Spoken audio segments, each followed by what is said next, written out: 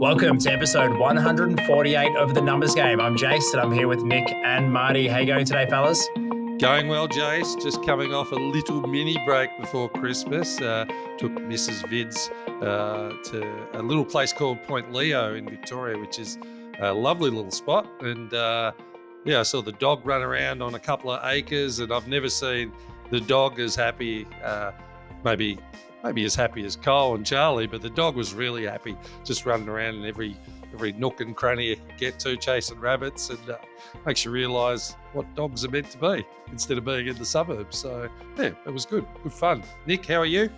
I'm good, mate. I'm fresh off a little mini break as well. Not quite as rich as Point Leo. We just went down to Hepburn Springs or Elevated Plains, did a little bit of a men's retreat, a few ice baths, got in the sauna, ate some good food, did some breathing, and sung Kumbaya. It was good. So feeling fresh and getting ready or getting close to the end of this season. So yeah, ready to rip in. How are you, Jace?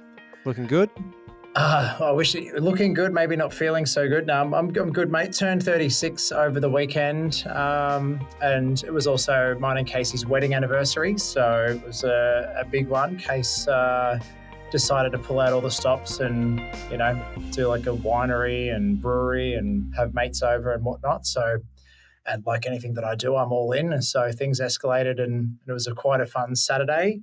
Sunday, some first birthdays and, getting around doing all that stuff. So, yeah, it's a busy time of year. And I think there's a fair bit of, I don't know, it just feels good out there, even with the weather being a little bit miserable. People are still out and about, enjoying this festivities and this time of year. And as you said, nearly at the end of the season, I've been excited about raising the bat for episode 150 for a while. So we're getting there, and it's exciting. I think, like anything, you get to the end of the year and sometimes you pause to reflect. Looking forward to reflecting over the next couple of weeks as to what we've achieved this year and sharing that in the next couple of weeks. But meanwhile, today, this episode's brought to us in partnership with our friends at Dashboard Insights. So if anyone hasn't had the opportunity to check out Ryan's episode back at 145, you can view Ryan on YouTube and find it on all of our usual episode like Spotify and Apple. Go and check Dashboard Insights out if you want to make your data-driven decisions and have a business that's absolutely pumping and firing. Go to dashboardinsights.com and check it out. Nick, you've brought something interesting to the table today for today's episode. Why don't you crack in and get us fired up? Yeah, thank you, mate. Well, I just wanted to raise a question to both of you. And the question is university the best option for school leavers as of 2023? What's your initial response to that question? And obviously you're comparing university with full-time work or a trade, or I guess TAFE is another way to learn. But what's your thoughts when I first asked that question? Well, I'm kind of I like that you asked the question. So for me, I learnt more in 2 weeks of a What Works business course when I was 17 than I did through school. I think school was handy in certain aspects, but like I've always said to people, I was exceptionally good in a couple of subjects that I was interested in, and did not so well in everything else. So to me, I've always thought, get your hands dirty, get learning, get earning some revenue and getting street smarts, and amazing where that can take you. But I'm not dismissing the idea of how valuable it is for some people in context when they want to do something in a certain field as well. But I think self-exploration is just as valuable, if not more valuable, sometimes than university. But that's my first initial instinct. You can hear my triggers as I talk. But yeah. Jace, what about you? Yeah, I've also got some triggers happening at the moment where I'm just like, there's some weird memories and emotions coming back, when you're 16, 17 years old and being asked, what do you want to do for the rest of your life? And you've got to make decisions around the subjects you're studying and then the university course you choose to go into and that's meant to then craft the path for the rest of your life. And if you get it wrong and you're a couple of years in, you might end up with $10,000, $20,000, $30,000, $40,000 worth of debt potentially, and you've cooked it and got it all wrong. Again, not saying that it's not a good option, just exploring and also feeling the triggers. The other one is I feel like where I am today with future advisory and my accounting career and my CPA and all the rest of it, I don't ever often think back to university and the courses and the different bits and pieces I did and go, oh, I learned that at uni and that's helping me in my day to day today. And I remember my first job interview at an accounting firm, they said, we're going to get you doing BASs. And I shat myself thinking, I have no idea what a BAS is. I've just done 4 years of university to walk into a job interview. And the first practical thing I was going to be doing the following week when I started work was filling out a BAS. I didn't even know that it stood for business activity statement. So the fact that I can do an entire accounting degree in Australia where GST exists and not be told about a business activity statement just kind of shows I feel this can be a bit of a big disconnect between what university teaches you and where they think you're going to go and some of the real practicalities. Like, focusing in on that, I felt like university was very geared towards the accounting students that wanted to go work at the Big Four, PwC, KPMG. And it was the accounting students that were going to be doing Coca-Cola's books or Wesfarmers books. But there wasn't really, anyone going, if you work with small business owners, here's things you should know about. And small business underpins our entire economy. It employs half of our country. So anyway, I've gone on a fair bit of a tangent there to answer the question. The jury's out for me, Nick. I'm not 100% convinced. Good question, Nick. You've got us all triggered and we're all fired up. I don't have the answer, but I think you said it, Marty. It's different for every person. You said it in a different way, but that's what you were alluding to. So the article I read was just about people losing faith in the university system. And some of the commentary was around universities were never designed to produce job ready graduates. As a result, post doing 3 or 4 years at uni, whatever it might be, graduates find themselves having to do internships or unpaid work to get on the job training and actually be ready to work.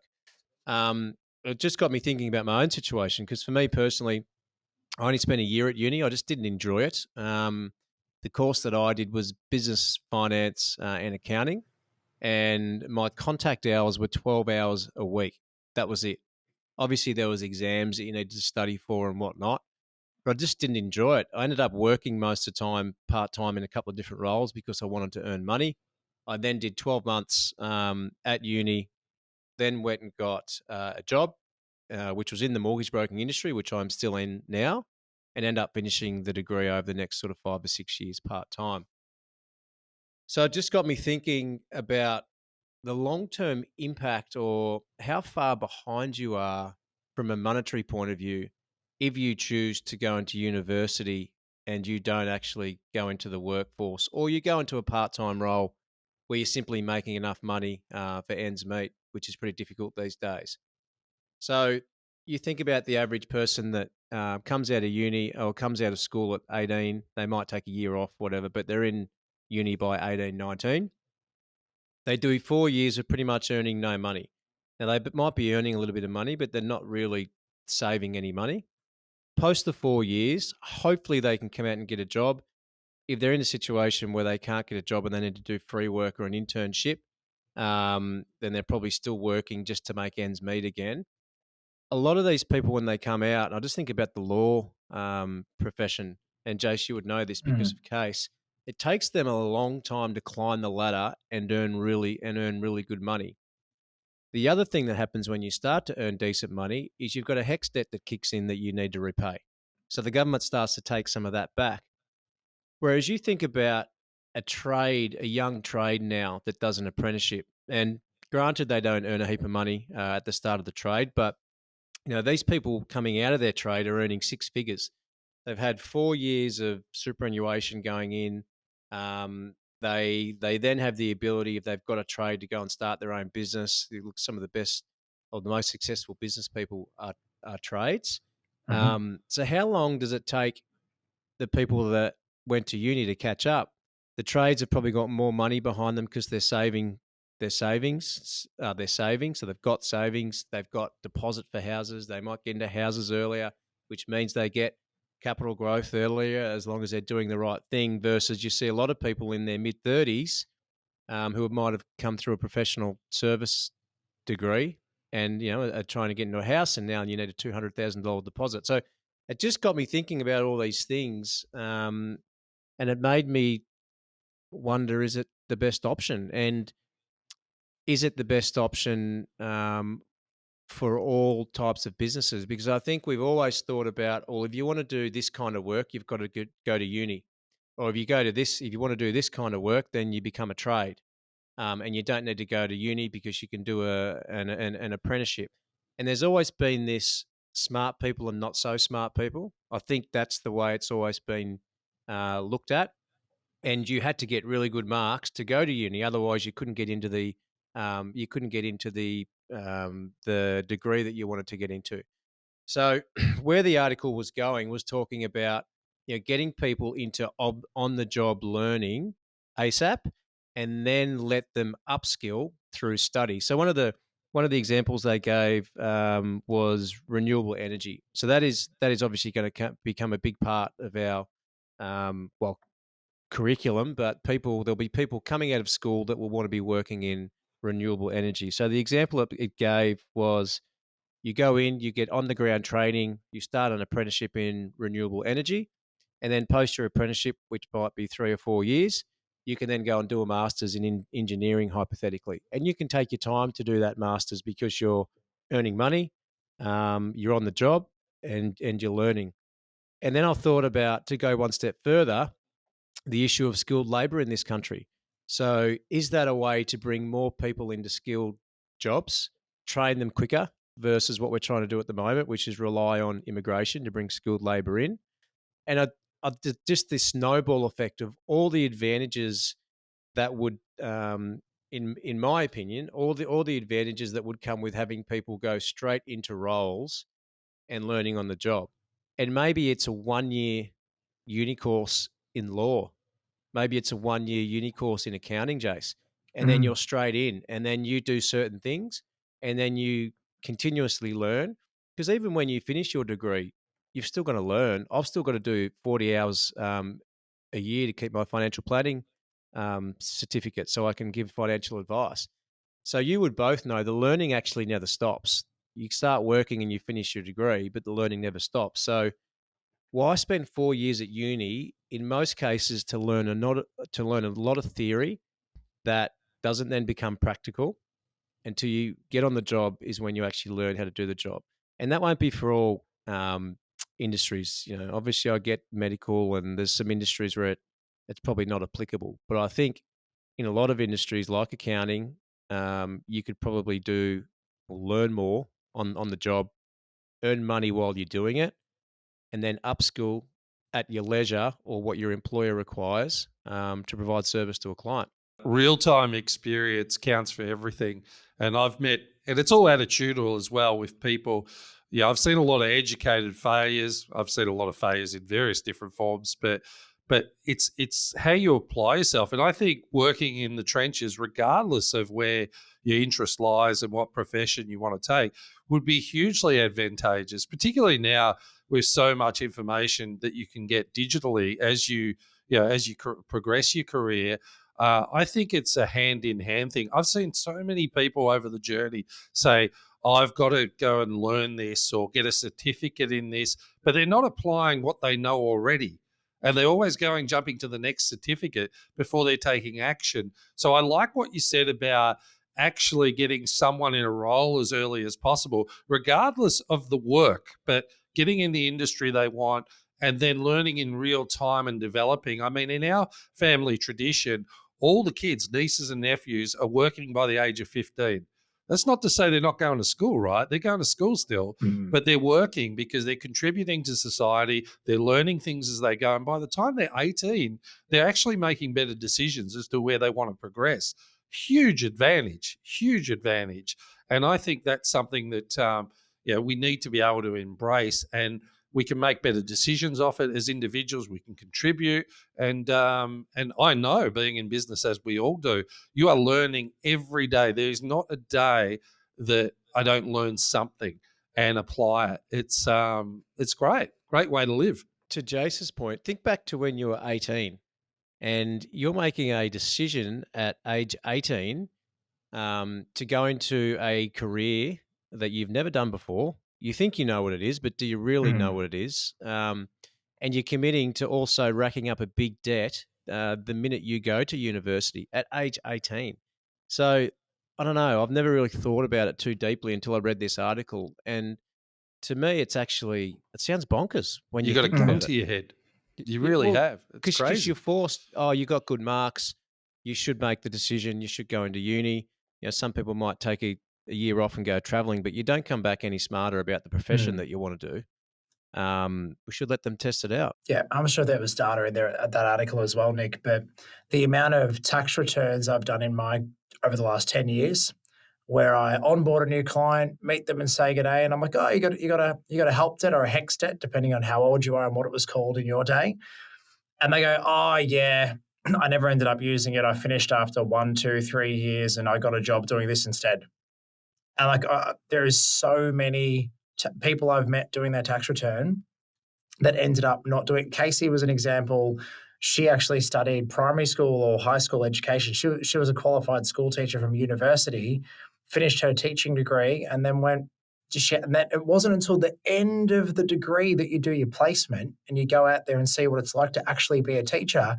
And she went, nah, I don't want to work with kids. Like, nah, this is not for me. So then went back to uni and did a law degree. So you can imagine Casey's hex or help debt, whatever we want to call it. I'm just loving chipping away at that for the next 25 years or something like that. No, just kidding. But that example, why did Casey have to wait to the end of her degree to go and do the placement? What if that was done in the first 6 months? So then you got time to transfer to a different degree. Maybe that would change people from racking up these debts and getting a year, 2, 3 in and going, actually, this isn't for me. The one stat that stood out to me, and I know, this isn't to put fun on anyone, but everyone always talks about arts degree, like what really is an arts degree. But there was a study by the University of Canberra in 2020 that found that of all of the degrees, arts people have the less or the most poor outcomes as far as being able to find employment post that degree. And the stat they gave was half of them don't go into full-time employment post an arts degree. And I would suggest, like you just mentioned, in a lot of cases, they come out of that and say, well, maybe I want to do this, and they go and do another degree, It's crazy. It's crazy. Yeah. Also touch on, and again, this isn't to kind of guide anything, just my thoughts and experiences and memories. I remember, 18, I took a year off, 19 to 23, finished my degree, 24, became an accountant, and I came out with a 30, 40 grand hex help debt, started working on tax returns, and then I started letting my mates know, like, hey guys, I can do your tax return. Now, I reckon my first job I was on somewhere between 40 and 50K. I reckon my grad salary might have been $45,000 as a grad. And I remember my tradie mates that had left high school sometimes 16, 17, 18, or might have finished high school, then started their trade. 4 years in at 22, 23, when I start doing their tax returns and they're qualified and I've got my uni degree, they're on 6 figures or more working in their trades. And they'd been earning money the whole time that I'd been spending money on university and barely, making ends meet week to week, on a casual part-time salary while trying to study full-time. So there is a big, as you highlighted in that article, Nick, there is a big difference between in those early 20s, what somebody who went and did a trade and are qualified by their early 20s can do versus someone coming out of uni with a huge pile of debt. Yep. And I think about business people, and you can be a business person in any qualification. So, if you look at, I'm a business person in mortgage broking, and so is Marty. Now, neither of us are mortgage brokers anymore. Of course, we understand the industry, but all of our focus now is on business, running a business, cost, profitability, HR, culture. That is the same if you're an electrician. You go do an electrical trade. If you're good at that job, then you get more clients, and then you get too many clients and you bring someone in, and then you start building a business. And good electricians that are running good businesses may or may not be doing any electrical work anymore. They understand the industry, but they're dealing with costs, they're dealing with profitability, they're dealing with culture, they're dealing with HR. So Yeah, I just think that the stigma of smart people go to uni and people that aren't smart don't go to uni and do trades. I think that's now gone, particularly when you Mm, look at what's going on in this country with infrastructure and some of the work that's going to be needed to drive this country forward. There's plenty of money to be made in trades. And mm, I think we need to think about how they learn. And they learn on the job because it's practical now, and that's an apprenticeship. But your job's practical, and so is my job.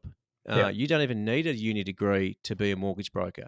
It's all about being on the job and understanding the different circumstances that you could come up against and how to deal with those.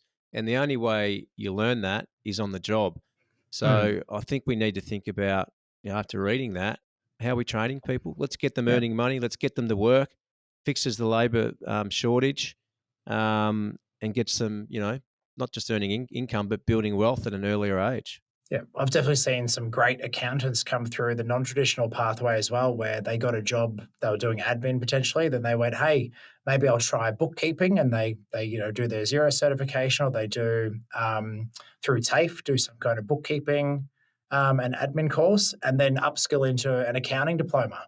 And all of a sudden, with all of that background of the admin side of how a business works, the bookkeeping knowledge of the nitty gritty side of running a business, into then the accounting side with tax, GST, structures, and whatnot, bringing all that experience. So they didn't do the 4 years of uni, they've done the on the job practical, going through all those different roles to then become an accountant. And I tell you what, the skill set and the way their minds work is equally or comparably or sometimes better than somebody who comes in after a couple of years of uni and is very green and needs a lot of, you got to take them back to the start as well. They might have the 4 years of uni or 3 years of uni, but you got to take them back to the fundamentals from day one. So, Yeah, such a good point. Like I've always said, there's three sides to every coin.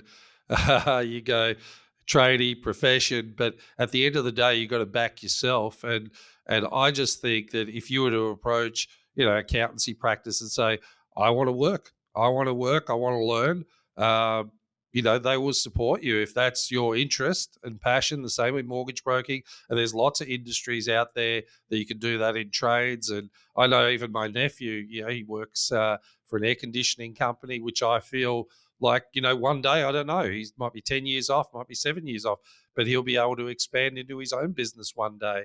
But he's learning a lot and he's contributing and doing a great job. And I just feel like we can quickly dismiss to take sides, as you say. But I think what we got to do is honour people's ability to critically think. And I always think about being in the milk bar. What a great education that was for, providing a great service to a customer, understanding what something costs wholesale, what you sell it for. Chess, critically thinking in chess, sports, mm, leadership that you get in sports. Yeah, these are all things you're doing in everyday life that you can bring together to really enhance your future. And look, to me, I'm always self-educating, but where there's relevance, like in my 30s when I didn't feel like I was strong in regards to leadership, I did courses that I was interested in to learn about it. So you choose what's relevant that you can actually apply in real time. But the one thing I know, and no matter where I've done courses, and I remember doing a behavioral course, um, being quick to implement your learning.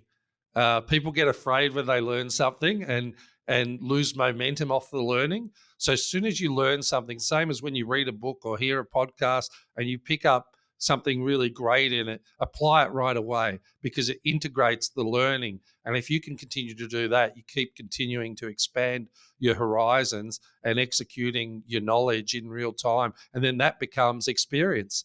And you continue to do that, you keep growing. I think I'm 52 and I feel like I'm just in the beginning, right? It's like I've got another, 48 years of learning and applying, but just keep doing that. Keep hungry and strive because you're going to be so valuable to the people you work with and maybe in your own business one day as well. So don't just let the system's there for a reason, but you just don't want to let it dictate to you. You want to take what it provides and do it lawfully and apply it in your own way. It's It's incredible when you can do that. And that makes life interesting and exciting to me, as I know there'd be young people coming through going, you should be this at 18. How the hell are you supposed to know that? But go into something you're interested in and work there. You'll soon know whether you want to do it or not. Super interesting discussion, Nick, and great one to bring to the table. Plenty of thought-provoking. I think Marty and I were quite triggered. So for all our listeners out there, we'd love to hear your thoughts as well. So feel free to reach out to us, hello@thenumbersgamepodcast.com. Share your story of your thoughts on whether you think university is the way to go or want some of the other options. Thanks again to Dashboard Insights for their support of the numbers game for this season. And until next time, don't ever let the system tell you you're stupid. Go out there and prove it for yourself. Not that you're stupid, that you're very clever. Game over.